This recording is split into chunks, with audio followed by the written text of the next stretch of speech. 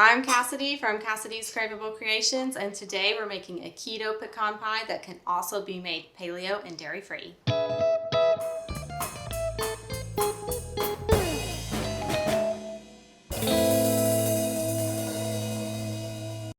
So this keto pecan pie recipe has a tender, flaky crust with a perfectly sweetened caramel custard filling that's soft and gooey but still sets up nicely. So before we get into today's recipe, I just wanted to announce that I've teamed up with a company called Real Plans to bring you guys an amazing meal planning service. So Real Plans is customizable to practically any diet. For example, we did keto and then we checked that we don't want any gluten or dairy, but you can also exclude nuts or foods that you even don't like, such as we don't like lamb, so we did keto with no gluten, dairy, or lamb.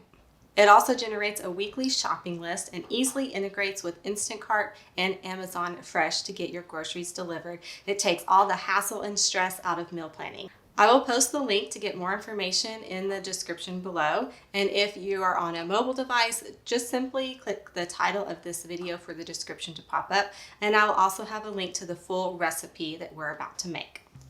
So for this keto pecan pie, I have already pre-baked the pie crust, and I will have a link to my keto pie crust up here over my shoulder and also in the description below. And so now we're going to start with the filling. And all we're going to do is we're going to add 4 tablespoons of butter or non-dairy butter to a saucepan, and we're going to allow this to simmer for about 5 minutes or until it's a nice deep golden brown.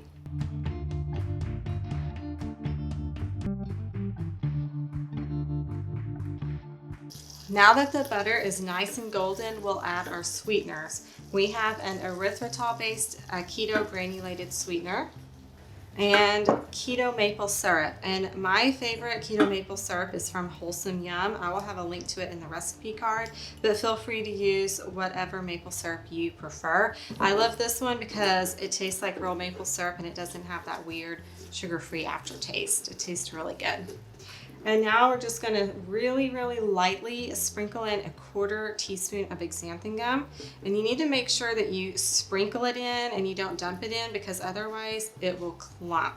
So we'll just really lightly sprinkle this in, and then we're going to let it simmer for 8 to 10 minutes or until it's nice and thick.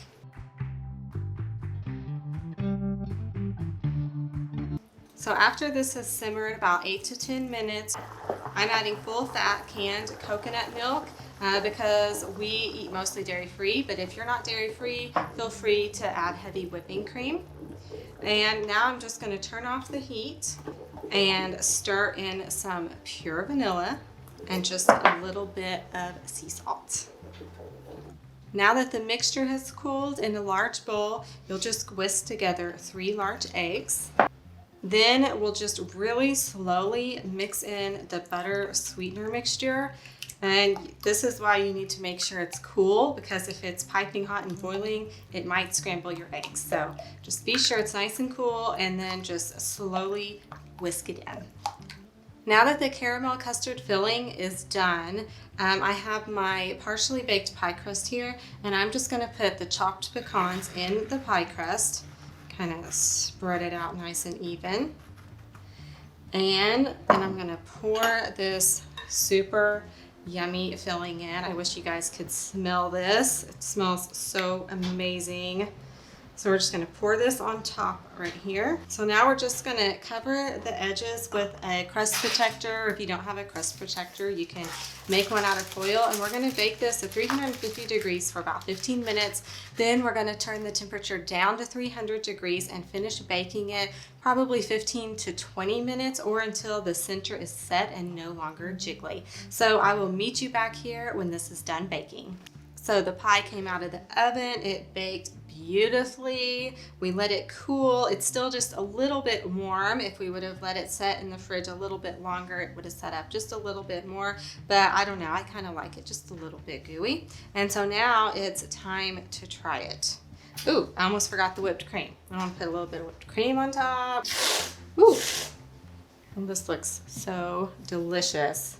The crust is flaky. The center is like a caramel custard with pecans, and it is just so delicious. I just cannot wait for you to try this. Please let me know what you think in the comments below. And to see more recipes like this, be sure to hit that subscribe button and notification bell below to be alerted each time we post a new video. Thanks so much for watching.